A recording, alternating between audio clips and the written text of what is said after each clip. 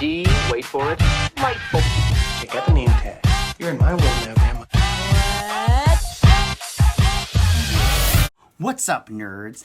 And on this episode, I am going to do a review for Fantastic Beasts: The Crimes of Grindelwald. And I was lucky enough to get an invite from Warner Brothers to a pre-screening of the fans' first screening of Fantastic Beasts: The Crimes of Grindelwald. And I can't tell you how grateful I was to get to see this movie before a lot of other people and the general public. And it was super exciting. It was really great. So I just want to real quick warn you guys that there will be a spoiler section at the end of the video, and I will let you know when I start talking about spoilers, and I will also put the times of when that will start and end in the description. So that way you can, if you don't want to have any spoilers, the first part will be just talking about the movie and everything, and I won't give any of the big stuff away.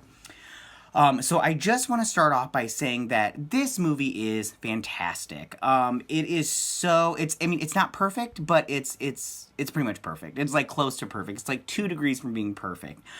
There's so much stuff that I like about this movie, and there is a couple of negative things, and let me just talk about those. The ones that are in the spoiler section I can't talk about right now, but I will talk about later, but let me just talk about the negative things that I can talk about. One is that there are too many characters in this movie. I mean, you get overwhelmed and there's not enough time to spend with each and every character and really get all the stuff that you really want to get from them and all the information and stuff. And I just personally felt like that J.K. Rowling could have took a step back and focused on our quartet of characters really, but she did focus on some other characters, and there was just some characters that I didn't feel were needed, and we'll talk about that later. But other than that, pretty much the rest of the movie, I mean, there are some things, like I said, that I'll talk about later, but as far as that's my, one negative right now. So I'm just going to talk about the locations at first, and we'll talk about the things in the movie that go along with that. And the first place that we get to is MACUSA in New York, and we see the escape of Grindelwald. And let me just tell you right now, this was my favorite part of the movie. I mean, it was action-packed. I loved it. There was a lot of rain. Abernathy did help Grindelwald escape, which was a theory I had. And I know I'm not the only one that had this, and I know some people say I didn't come up with it by myself, but I did, and it's not impossible for somebody to come up with the same idea at the same time, because we have the internet now, and it just so everybody's got an idea and they can put it right out there right away. But I loved it. I love the part where the Thestrals are running on the water like they're running on land, and I really like Grindelwald. He's just hopping around this carriage, casting spells and doing his thing, and it was my favorite part of the movie. I really did enjoy it, and it was the first scene, so we got that. So then we hop over to London and we get to the British Ministry of Magic, which we've seen before, and I love it. And I think that one of the negative is that we don't get enough time to see these other places like these other Ministries of Magic, except for the British one. And I think that's because, unlike the Harry Potter movies, these movies don't have books to rely on, and fans can go and check and read stuff and figure out stuff and learn more about what's going on there. So we have the British Ministry of Magic, where Newt, he can't leave the country because they put a hold on his travel. They put a travel ban on him. And so they have him, what they want to do is they want him to go find Credence, because they tell him he's alive, and they want him to kill him. And he says no, he's not going to do that. So they send a bounty hunter. Like a bounty hunter. It's just another wizard sent to kill him and everything.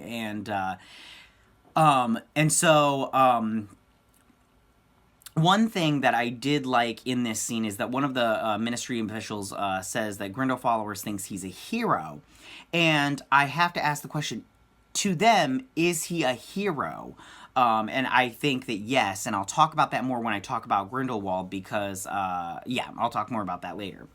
So, then we see in London, we see Newt's house and his basement, and in his house in England, it was in England, and in a previous video, I thought it was on the western shore by Ireland, because he has the Kelpie, and then there's an augury in his basement, and I thought that just because those are Irish animals or whatnot, I thought he would live on that side, that part of the country, but I was wrong. He lives in London, and his basement is like his suitcase, and I should have thought about that, but it's like his suitcase. He's got all these different rooms with all these different characters, and yeah, and it's just really it's really fantastic, and we'll talk about the creatures that he has in his basement in a minute.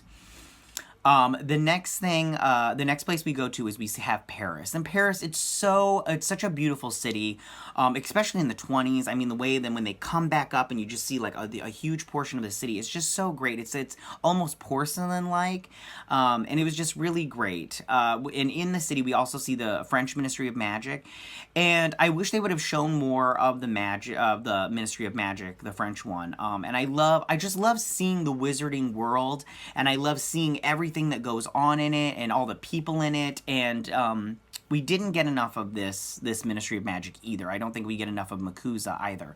But like I said before, the thing about the British Ministry of Magic is they have a chance to have the books to rely on. And then another place that we have to see is the French. I believe it's the French version of Diagon Alley, and the way to get into that is through this female statue, and she like lifts her skirt, and you go in, and in there is the circus. The magical circus, the wizarding circus, and it's pretty great. I like that scene a lot too. I like seeing the different stuff that goes on, and like the kind of nomad kind of wizarding community. And the last location is, of course, Hogwarts. And who couldn't be thrilled that we're returning back to Hogwarts? We get to see, the hallways and, like, those iconic archways and the doors, and you have the bridge and the towers and everything. It's just so great. And it was really great to return back to Hogwarts and get to see that. And in the flashback scenes, that it was great then, too. And I really enjoyed going back to Hogwarts, even though I'm an Ilvermorny girl all the way.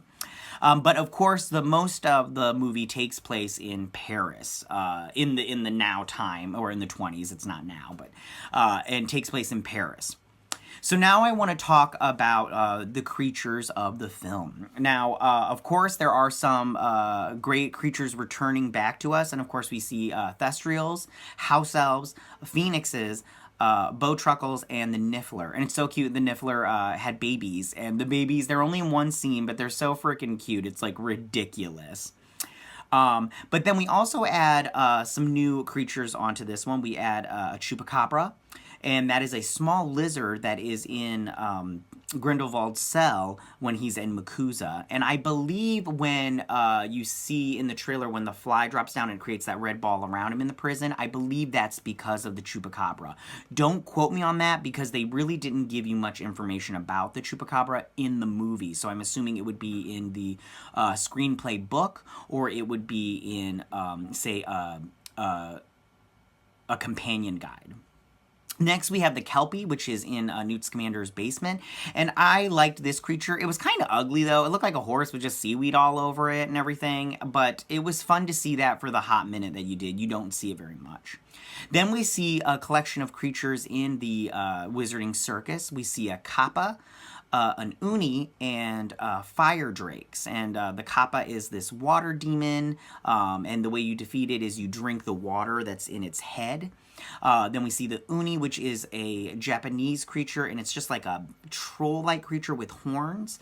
And you just see that in the background. Of course, they also had house elves in that one, but then we also see fire drakes, which are like these small, like lizard. They almost resemble dragons, but instead of shooting fire out of their mouth, they shoot it out a small spark out of their tail.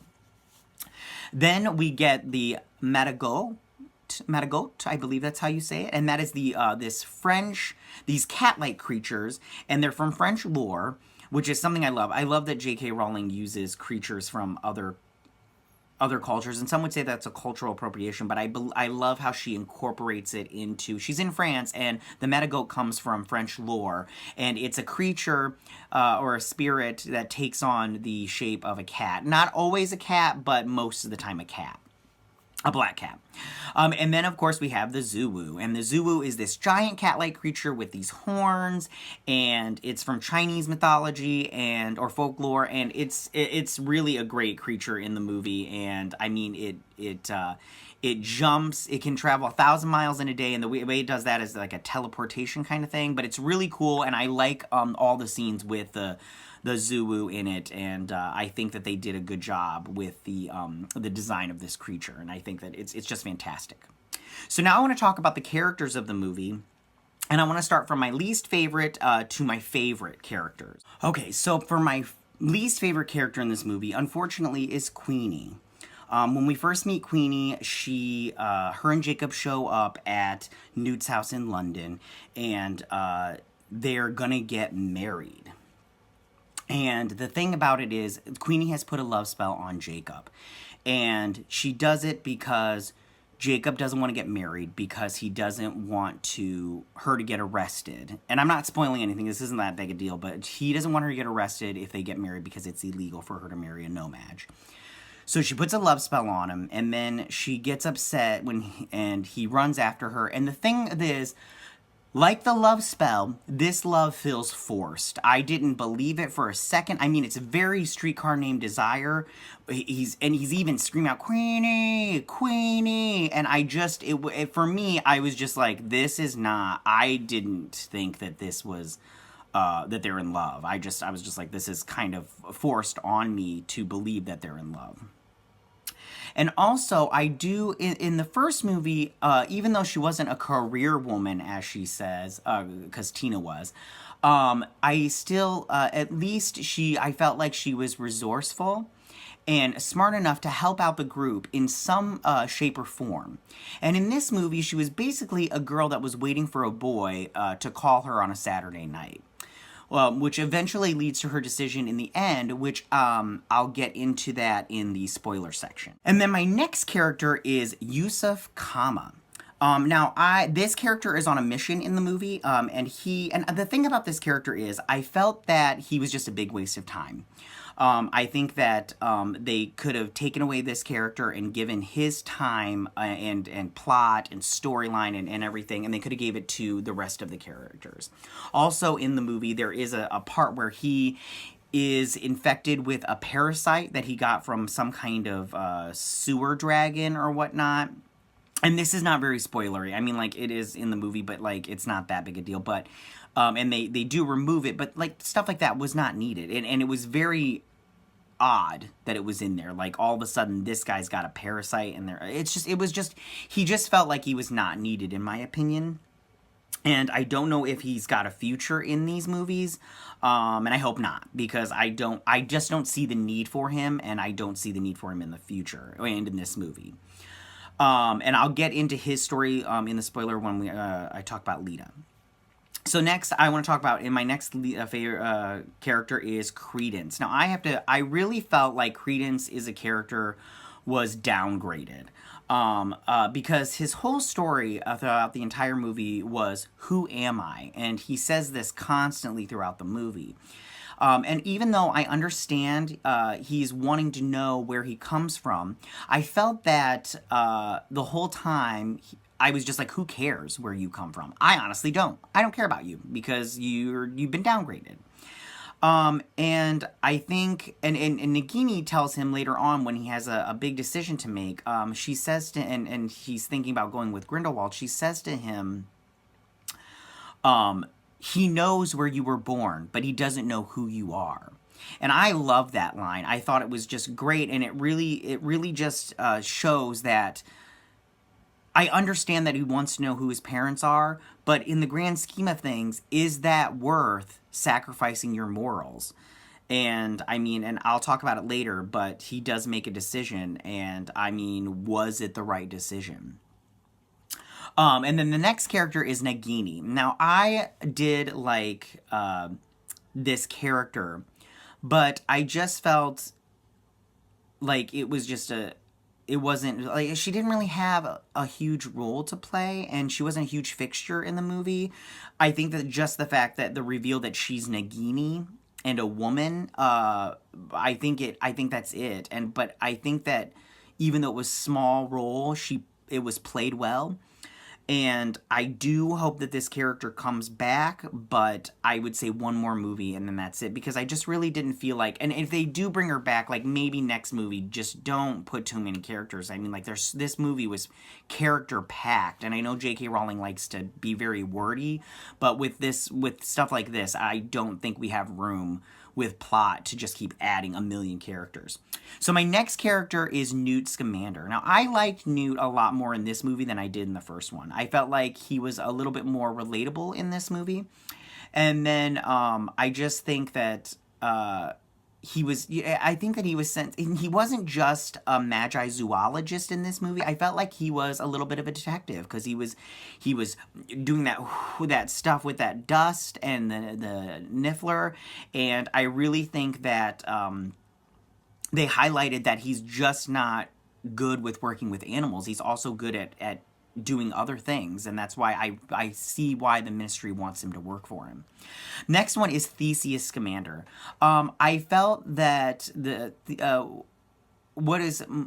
felt that he was more responsible than Newt, the more responsible brother. But he was a company man through and through. I mean, he worked for the Ministry, and he was a Ministry man. So, I just think that he wanted the best for Newt throughout the entire movie, and even though they had an interesting relationship, you could tell that they loved each other, and that one way you could see that was that Theseus tried to help him to get his no travel ban lifted, and then he warned him that the Ministry was watching him when he left.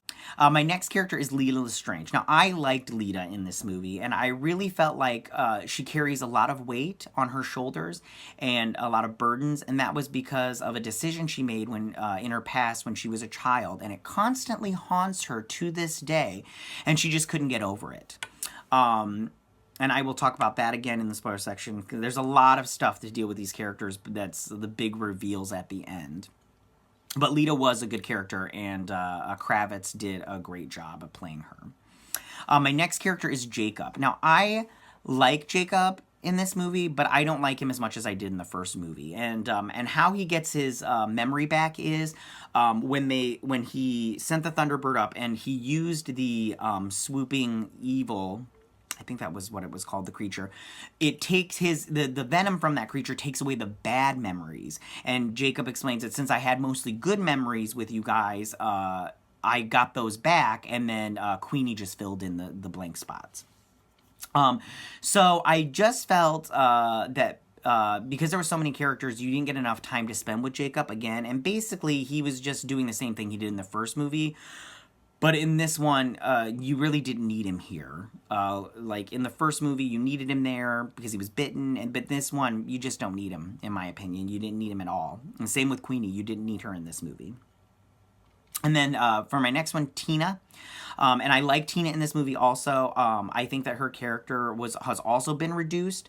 But I feel that she has grown as a person, and that she, in this movie, has become more confident and in herself and her abilities as an Auror and as a Ministry worker. And I think that you can tell that in just the way that she handles herself. She believes that Newt is going to marry Leta Lestrange because of a magazine had printed something incorrectly, and she is upset about that, and she's not going to take any crap, and so she moves on right away. Good for her. So the next one is Albus Dumbledore. Now, I think that Jude Law really captures the heart and the warming personality of Dumbledore that we have grown to love and enjoy throughout the Harry Potter years. And I also really like his sneakiness, in the sense that he sent Newt to New York in the first movie by telling him where he could find Frank the Thunderbird, because he knew Newt would take him back to America. And I just think that's fantastic. I think that was really clever on Dumbledore's part, clever on J.K. Rowling's writing, and I think that it also shows how great Dumbledore is at reading people. And how he does that later on in the Harry Potter series. And Jude Law did a good job playing him. I just real quick want to note that I didn't like the costumes in these movies. I don't like that, the Wizarding World, there's no or grandiosity to it like it was in the past. Dumbledore and all of the other characters wear very much human clothing, Muggle clothing, and I really wish that they would have tried to capture the theatricality of the Wizarding World that came from the Harry Potter series, particularly Dumbledore. So for my favorite character in this movie is, you guessed it, Gellert Grindelwald. And I have a tendency to gravitate towards villains, but I just love Grindelwald in this movie. And Johnny Depp really did a good job. And Grindelwald is very ruthless and merciless as a villain.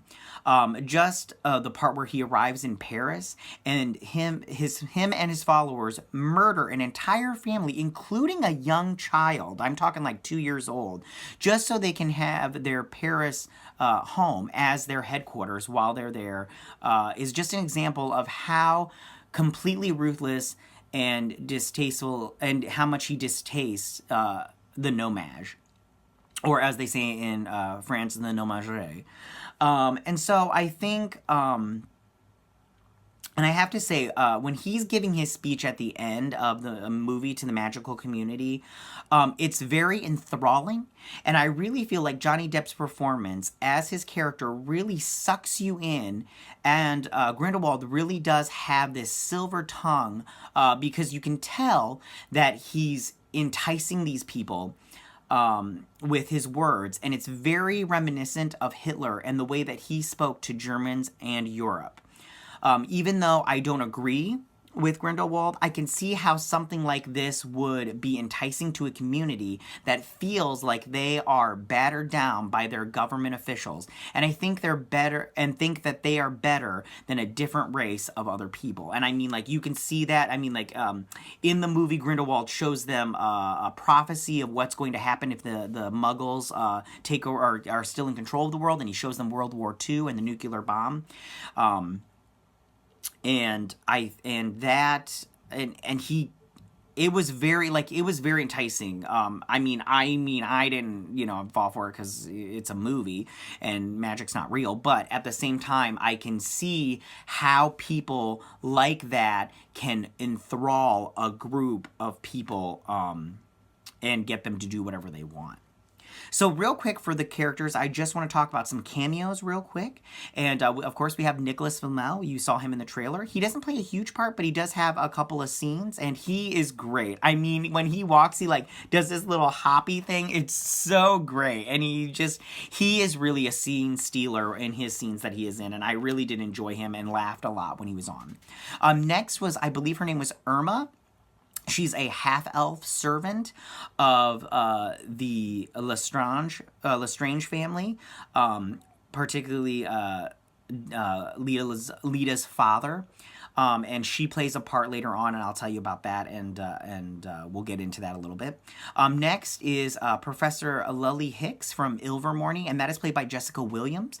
She has a small part, maybe 2 lines, but it's pretty great, and from what I understand, she will be in the next movie and have a larger role. And I swear, if they show Ilvermorny in the next movie, I will freak out. I'm an Ilvermorny kid through and through, so Ilvermorny! And then the last one I'm going to mention is they have a young McGonagall, and she is played by Fiona Glascott. I think that's how you say her name. Please don't get mad at me if I pronounce these wrong. And she did fine. She didn't really look like McGonagall, in my opinion. McGonagall, again, has the theatricality of the Wizarding World and grandiosity, and she wasn't wearing robes. She was wearing a very 1920s kind of dress, skirt that went down to her knees, and she just looked like a regular, woman from the 20s. She didn't look like the McGonagall that we know and love, but it was great to see McGonagall in this movie. Okay, so now we're going to get into spoiler territory. Now, I just want to tell you right now, I'm going to give you some time to stop and go ahead and fast forward to the end. Like I said, the times will be in the description down below, but this is the time where I'm going to start talking about some hardcore spoilers. So I'll give you 5 seconds right now. Still here? Okay, great. Well, The first spoiler that I want to talk about is Queenie becomes a follower of Grindelwald. That's right. She is so upset about not being able to marry Jacob that she listens to him. She gets she gets sucked in, and then she goes to that meeting in the end, and she's sitting there with Jacob, and she's like, "This is what we need, Jacob. He's what we need. Listen, he's trying to And she, in the end, she devotes herself fully to Grindelwald and his cause. And it was, I mean, you could see it from the beginning what was going to happen as soon as Razier came up to her. And I mean, it's a bummer, but I mean, like it just goes to show how people like that can entice even someone like Queenie. So I mean, and Queenie's not like the brightest bulb in the pack, but at least she's the kind of person that they took in. So the next spoiler I want to talk about is that Lita Lestrange dies. She dies in this movie, and she sacrifices herself to save Newt and Theseus. But her sacrifice is in vain because, okay, and we'll talk about also her other thing, but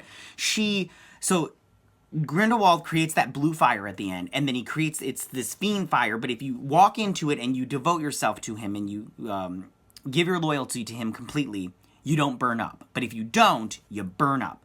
Well, she's casting spells, and then she fakes him out thinking that she's going to join him, and then she tries to attack him with her wand. I'm using my wand.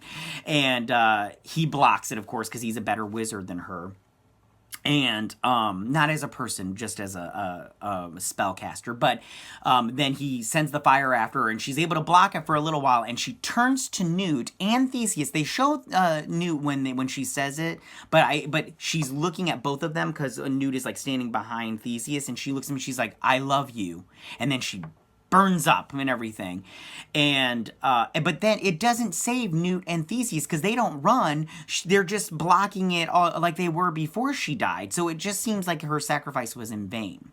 The second thing about Lita is Lita kills her brother, and not directly but indirectly. So long story short, Lita's father falls in love with Yosef Kama's mother and puts an imperious curse on her. So she pretty much does what he said. He impregnates her with Lita. Then Lita's mother dies after that, I believe in childbearing, and he gets a new wife and has his son Corvus. And this is the big thing. Everybody thinks that Credence is Corvus Lestrange. So to protect, and that's what Yosef, he does a unbreakable vow to kill the thing that Daddy Lestrange loves the most, and he thinks it's Corvus. That's why he's trying to hunt down Credence to kill him. And a completely useless plot compared to everything that's going on. But, so, Lestrange sends his son Corvus and his daughter Lita to America with Irma, the half-elf servant. And on the boat, it's sinking. So they get on lifeboats. Well, Lita, while she grabs her brother and takes him to the room across the hall where a woman leaves her baby there, and she puts the baby Corvus in that bassinet and then takes that baby, which is Credence. And then Credence is with Lita and the servant, and the other woman and her Corvus, they are in a different lifeboat, and that lifeboat sinks and they die. And Lita, that's what she feels guilt over for the entire movie, and it's what her Bogart turns into, her little brother dying, sinking in the ocean. Which leads me to my next big reveal, and this is the biggest reveal out of all of them, that...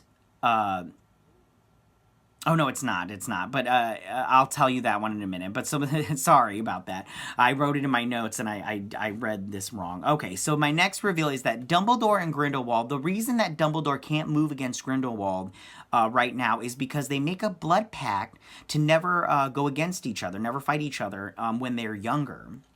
And that's why he can't fight Grindelwald until later on, around the time that World War II ends, which I believe is 1935. Don't quote me on that, please.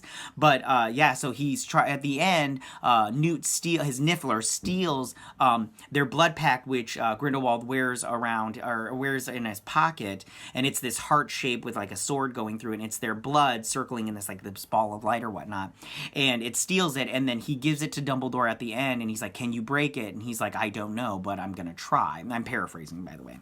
So obviously he does break that blood curse, he gets rid of it, and then he does eventually defeat Grindelwald. And he better to defeat Grindelwald. It better not be like Newt defeats Grindelwald and then gives Dumbledore the credit for it, because I'll be upset about something like that. So for my last one, which I was talking about Lita earlier, is that Credence is not a Lestrange. He's a Dumbledore. At the end, he, and I believe his name was Oclaveus Dumbledore, because Dumbledore says that a phoenix will always come to a Dumbledore when they are in need. And at the end, a baby phoenix comes to Credence while him and Nagini are searching for his mother, and Grindelwald, it sets on fire and turns into a large phoenix, and he is a Dumbledore. And I have to say that I don't think he's his brother, because his father died in Azkaban and his mother was killed by his sister Ariana. So I don't think that Credence is a brother, but I think maybe the woman on the boat that sank and died with Corvus was an aunt, so therefore Credence is a cousin of sorts. And I have to say that I'm not really huge on this. I think maybe this is a little bit of jumping the shark a little bit, but at the same time, I'm totally intrigued. I want to know what's going on. I want to know all about it, and I want to know now. So JK needs to get on that writing and everything. So those are the big spoilers of the movie. Now, in conclusion, Fantastic Beasts: The Crimes of Grindelwald is not a perfect movie, but it's pretty perfect. It's like 2 degrees from being perfect, like I said before. And would I suggest this movie? Absolutely. Go see this movie. If you're a Potterhead like myself, you'll at least, at minimum, enjoy it immensely. If you are not a Potterhead, you'll enjoy it immensely. It's a fun movie. It's super great. It's very wordy, but J.K. Rowling's writing is like that. It could another negative is these movies could have a little bit more action. As far as, like, I really would love to see a huge wand battle. With this one, you had the fight against the Fiend Fire. At least I believe it was Fiend Fire. If it's not, please leave it in the section down below and tell me. And, yeah, so this movie is just great. And I hope you enjoyed it. And I'm so thankful that Warner Brothers let me see a pre-screening of this. I couldn't express how grateful I am. So tell me, what did you think about, Fantastic Beasts: The Crimes of Grindelwald? Did you like the movie? What did you like? What didn't you like? How do you feel about the spoilers? If you're going to share spoilers and talk about them down below, please put on their spoilers so that way it doesn't ruin it for anybody that doesn't want to get the movie ruined for them.